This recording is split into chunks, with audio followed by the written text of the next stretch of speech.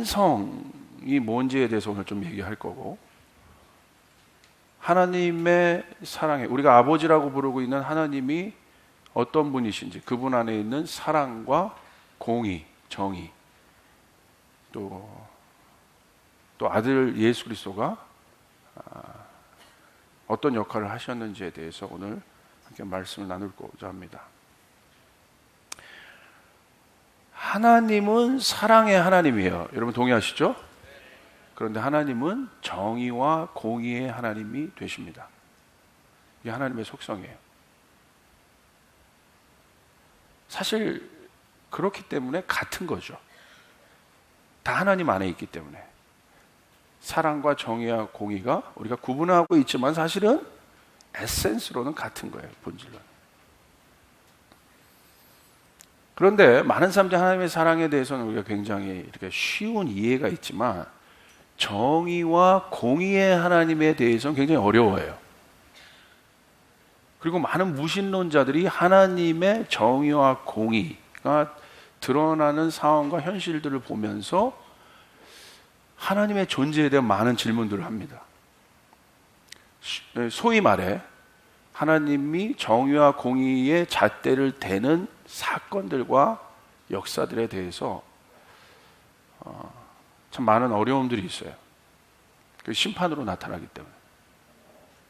근데 우리가 한번 이 부분을 잘 생각해 보기를 바랍니다. 오늘 하나님이 창조하신 이 세상은 완벽합니다. 왜 그렇습니까? 사랑으로 하나님이 이 세상을 창조하셨기 때문에 그렇습니다. 하나님의 본질이 사랑이시고 또 하나님의 본질의 요소, 그 DNA로 이 세상을 창조했기 때문에 이 세상의 기본 형질은 사랑인 거예요. 그리고 그 사랑의 결정체가 바로 생명입니다. 생명이란 무엇입니까? 가장 소중한 거예요. 가장 가치 있는 거예요. 어떤 물질로도 바꿀 수 없는 것, 어떤 물질로도 가격을 매길 수 없는 것, 그게 바로 생명이에요. 요즘이 황금 만능주의 시대죠. 자본이 중심이 된. 이게 왜 위험한 겁니까? 자본은 편하고 또 우리에게 좋은 것이지만 왜 위험한 겁니까? 그리고 또 하나님께서 아모스에 보면 이방인들을 심판하는 시점들을 보십시오. 언제 심판하세요? 인간의 가치가 동물처럼 돼버릴 때, 인간들 사이에서 그런 일들을 행하고 있을 때, 인간들을 팔고 사는 노예무역을 하거나 짐승만도 못 여기는 그런 행동을 할 때, 인간의 형상이 완전히 파괴될 때 하나님 정의와 공의의 잣대를 대시는 모습들을 볼 수 있습니다. 황금 만능주의 시대 보십시오. 이 자본이 더 중심이 됐다는 거예요. 자본주의. 왜 자본이 주의가 돼야 되는지 모르겠어요. 왜 이즘이 붙어야 되는지 모르겠어요. 저는 개인적으로 그런 의문이 있어요. 그냥 자본인 거지. 그냥 자본주의라고 하지 않습니까? 그럼 굉장히 어떤 영향을 받고 있죠. 그리고 이 자본이 중요시되기 때문에 인간의 가치가 물건처럼 여겨질 때가 굉장히 많습니다. 그래서 바벨론에도 보면 인간이 바벨론의 교육 대상, 바벨론이란 도시의 물품 대상이 되는 사람들의 영혼을 사고 판다고 되어 있거든요. 그런 우리 말씀도 찾아볼 수 있습니다. 그럼 생명이 어떻게 태어나겠습니까? 우리가 잘 알아요. 부부가 부모를 떠나 하나 되었을 때 생명이 나오는 거예요. 이게 하나님의 섭리예요. 자, 남남이었던 부부가 부모를 떠나 하나 되었을 때 그 하나됨의 결과물이 뭐예요? 생명. 우린 그것을 자녀라고 얘기합니다. 그렇다면 사랑의 속성은 뭐예요? 하나 되려고 하는 속성이에요. 그 결정체가 바로 이 부부예요. 하나 되려고 하는 것. 둘이 되려고 하지 않아요. 사랑은 하나 되려고 해요. 합쳐지려고 해요.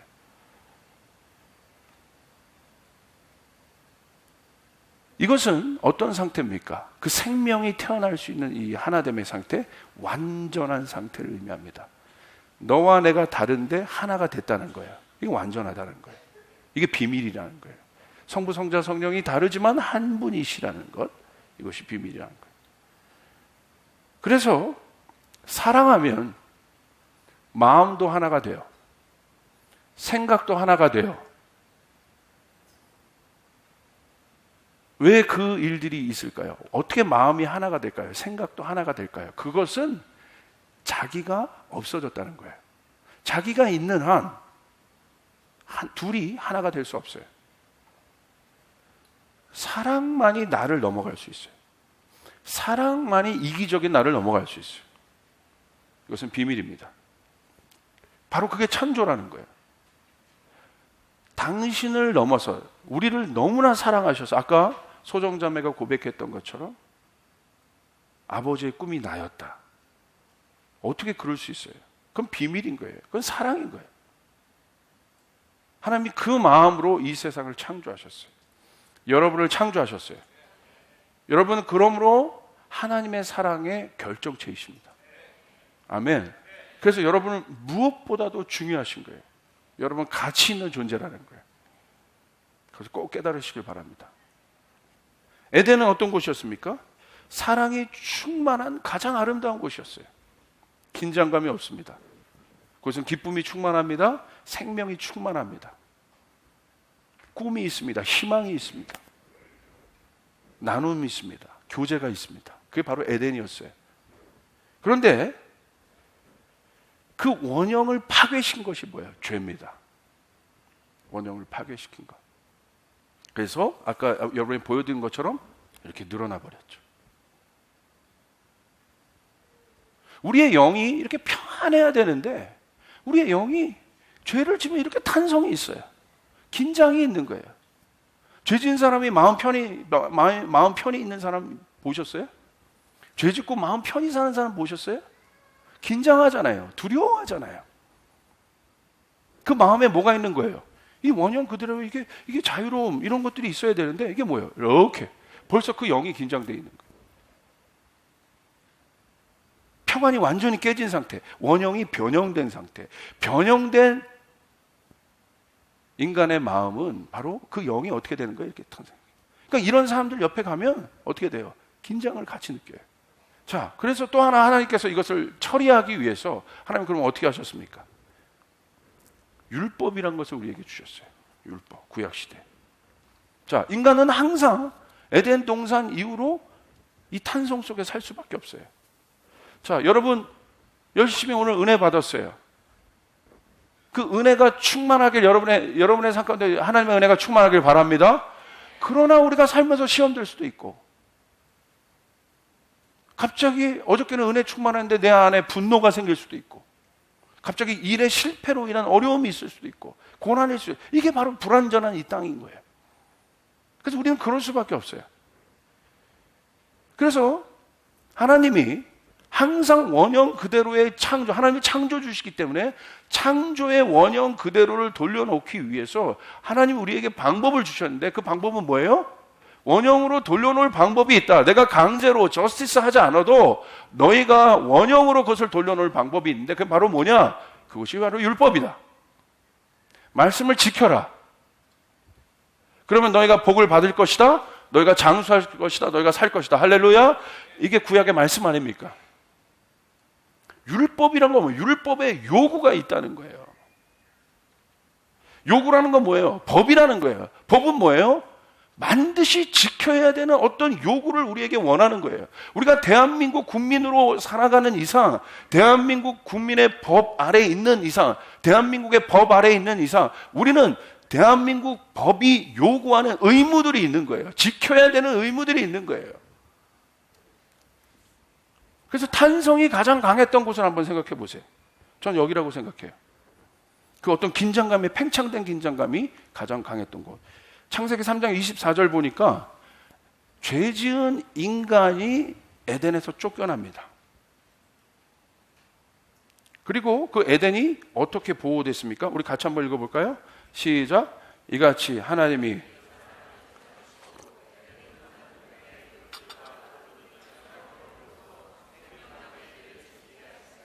에덴 동산에 아담과 하와에게 있어서 에덴 동산은 어떤 곳이었겠어요? 아버지 집이에요. 아버지가 계신 곳이에요. 그들의 추억이 있는 곳이에요. 기쁨의 추억이 있어요. 교제의 추억이 있어요. 행복했던 곳이에요. 그들이 집을 나갔어요. 집에서 쫓겨났어요. 추방당했어요. 그들의 마음 가운데 에덴은 어떤 곳이었어요? 항상 내가 돌아가야 될 곳, 내가 가야 될 곳, 내가 정말 즐거웠던 곳, 내가 정말 행복했던 곳이 에덴이었을 것입니다. 근데 돌아가려고 하면 한번 상상을 해보십시오. 돌아가려고 하는 시도를 했을 거예요. 갑니다. 저기 멀리 에덴이 보입니다. 가까이 가면 갈수록 뭐가 움직입니까? 가보니까 없었던 것이 있는 거예요.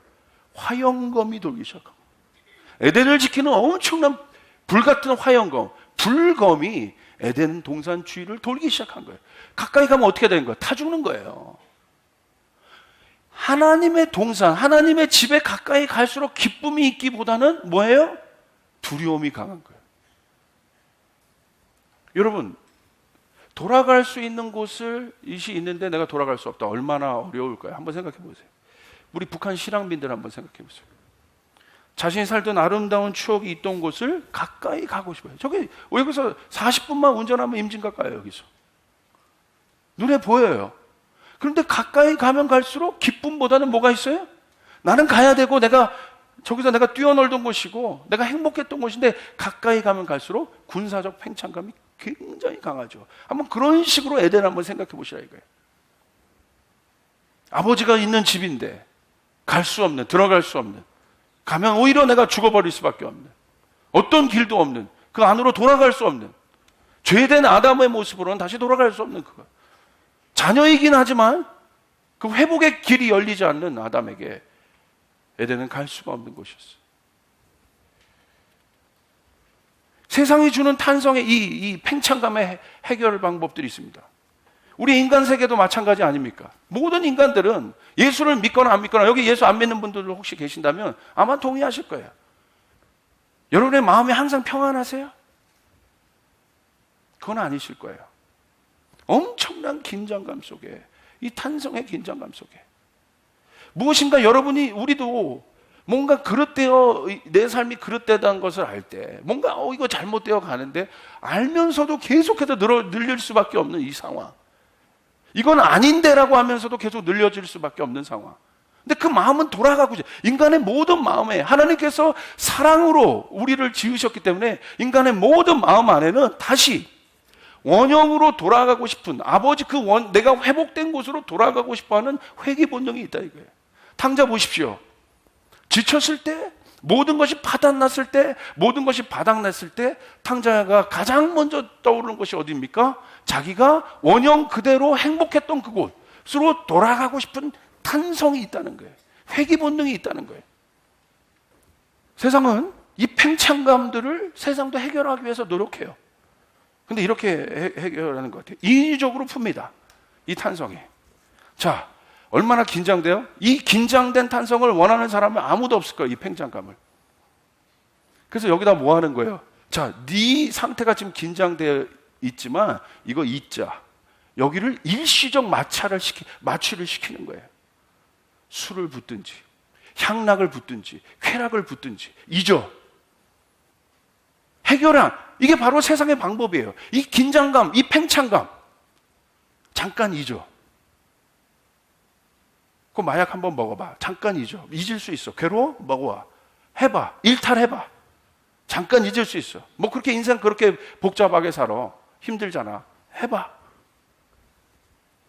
여전히 내 영은 이 팽창감에 있어서 긴장감이 있는데 여기다가 일시적인 해결을 줍니다. 근데 이 여러분 술 괴로워서 먹는 사람 많아요. 진짜 힘들어서 술 먹는 사람 많아요.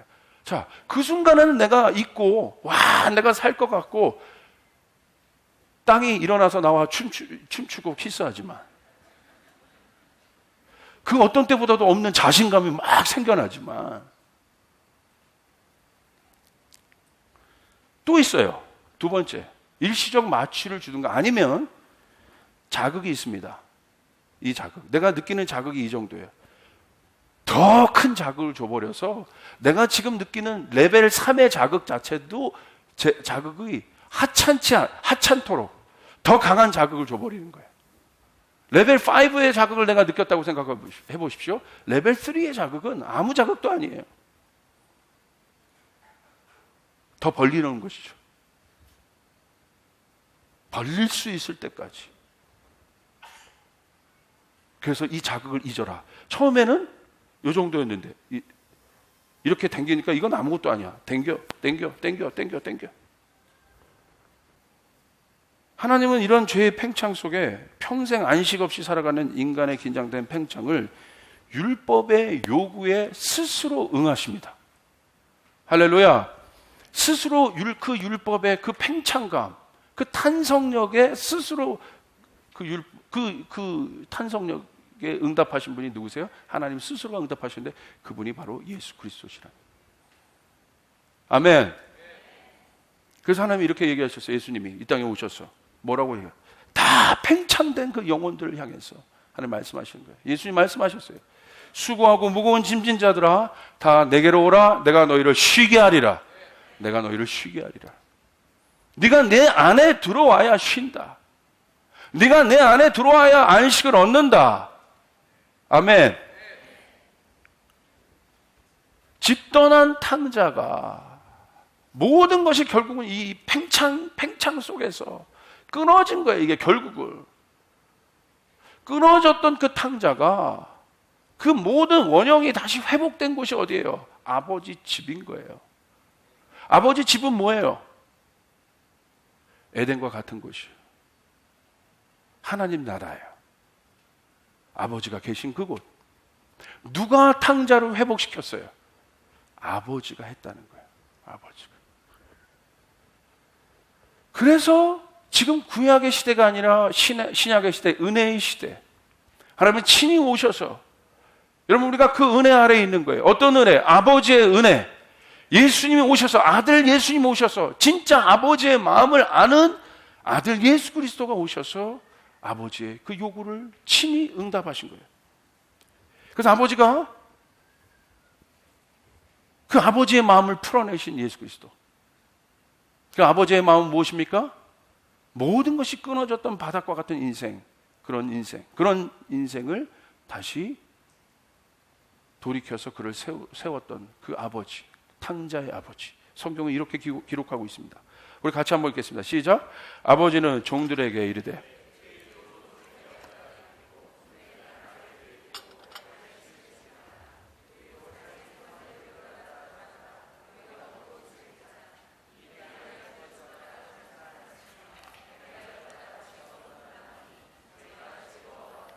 잘 기억하십시오. 종들에게 이르되 제일 좋은 옷을 내어다가 입혀라. 손에 가락지를 끼워라. 발에 신을 신겨라. 그리고 살진 송아지를 끌어다가, 송아지인데 어떤 송아지? 살진 송아지, 최고의 송아지를 끌어다가 잡으라. 우리가 먹고 즐기자. 왜 그렇게 하십니까? 아무 그럴 자격이 없는 이 끊어졌던 그 인생, 바닥이 난 인생, 버려진 인생, 그 탕자를 그렇게 하실 수밖에 없는, 아무 조건도 없이 묻지도 않으시고 그렇게 하신 이유는 하나, 성경에 나와 있어요. 뭐라고? 이는 내 아들이다. 아들이기 때문에 그러신 거예요. 여러분, 우리가 주님의 자녀가 되었다는 것은 놀라운 사실이에요. 할렐루야.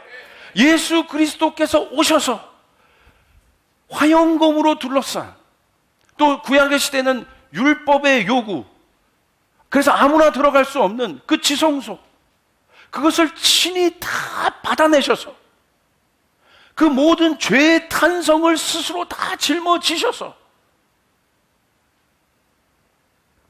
그 응당한 대가와 요구를 치러내셔서 화영검이 돌고 있는 그 에덴으로 다시 돌아가게 하신 그 아버지가, 에덴의 정의는 뭐예요? 아버지가 계신 곳, 아버지가 있는 집, 탕자가 돌아갈 수밖에 없는 그 집, 그 집에 다시 돌아가게 하신 예수 그리스도의 은혜, 예수 그리스도로 말미암지 않고는 아버지께로 올 자가 없는 것이에요. 예수를 오늘 우리가 믿고 있는다는 것, 하나님 아들 예수 그리스도를 믿고 있는다는 것은 아들 예수 그리스도를 통해서 우리는 누구의 마음을 알 수 있는 거예요? 아버지의 마음을 오해하지 않고 알 수 있다. 죄로 인해서 누가 죄진 거예요? 우리가 죄진 거예요. 아버지가 죄진 거 아니에요. 우리가 깬 거예요. 우리가 언약을 깼어요. 우리가 나갔어요. 우리가 집 나간 거예요. 우리가 잘못한 거예요. 그럼에도 불구하고 우리가 그 대가를 지불했어야 함에도 불구하고 하나님 그렇게 하지 않으셨어요. 아무 요구도 묻지 않으셨어요.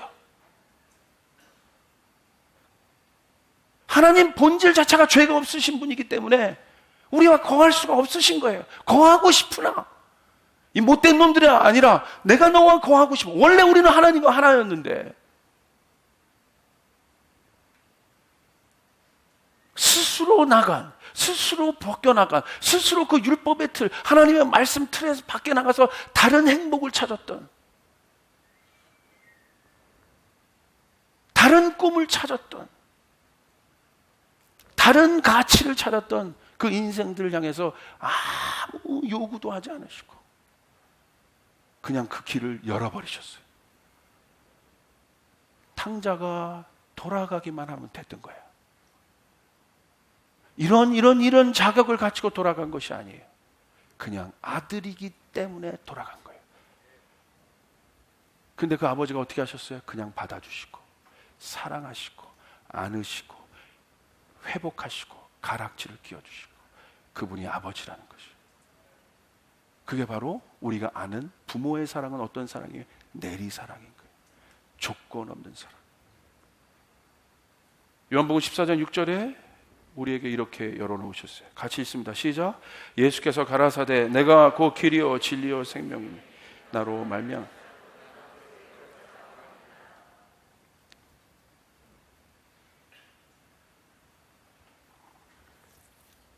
신문모 전선생 다시 한번 올라오세요.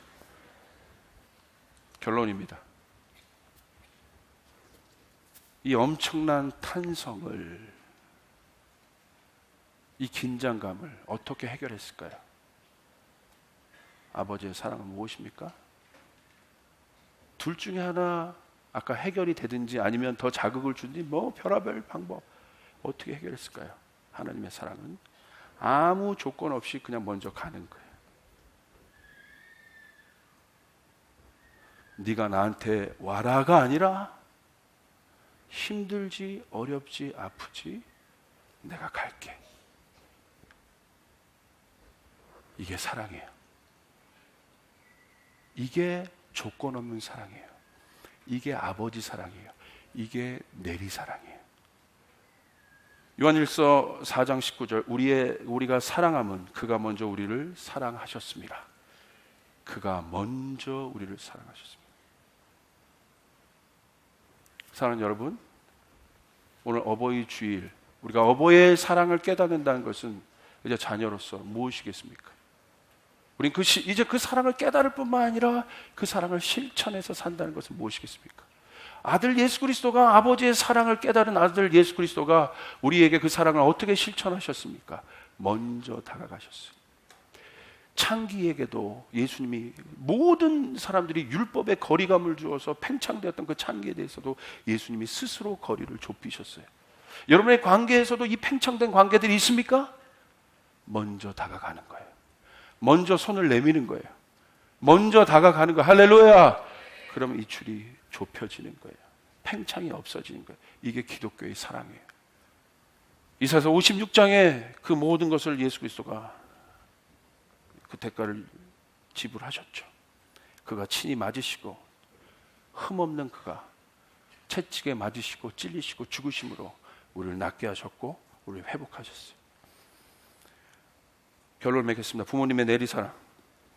자식을 향한 부모님의 사랑은 그러므로 언제나 무장해제입니다. 부모는 자식을 향해서 무장하지 않아요. 오늘 우리가 믿고 있는 기독교의 아버지를 향한 가장 큰 오해는 바로 하나님이 무장하고 있다는 생각이에요. 아직도 화영검을 돌리고 있을 것 같은 무장이 우리 아버지에게도 여전히 있을 것이다. 그래서 못 가는 거예요. 그래서 거리가 있는 거예요. 그러지 않아요. 예수님 오셔서 그걸 다 이기셨어요. 할렐루야! 할렐루야! 그게 복음이에요. 아버지의 마음을 아는 것.